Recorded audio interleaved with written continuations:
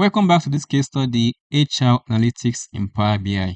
As a data analyst for Atlas Lab Company, a software company to be precise, you are a data analyst and the objective is to dive deeper into attrition and determine what factors is affecting attrition, that is, what factors is causing the employees to actually leave the company. At the end of the day, you will provide the action the company needs to take to retain more employees. So without further ado, let's get back to learning. Great work so far. You've managed to set up your Power BI file ready for further analysis.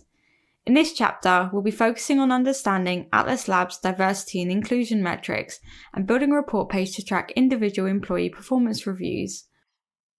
To recap, we are still at step 1 in the report development process. In this chapter, we will continue to write DAX measures and build visualizations before taking a step into report design in chapter 3. Without realizing it, you've discovered some key insights for Atlas Labs. We know Atlas Labs has employed 1,470 people since its doors opened. At the point at which the data was collected, they had over 1,200 active employees. As expected, being a software company, its largest department is technology.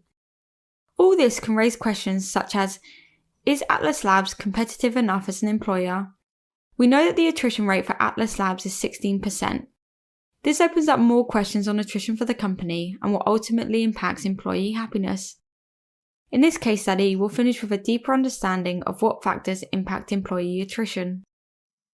The metadata sheet will be your best friend in this case study, so do not forget to utilize it. The metadata sheet is split into multiple sections based on the data in the relevant table. It will provide helpful context for each table and the columns within.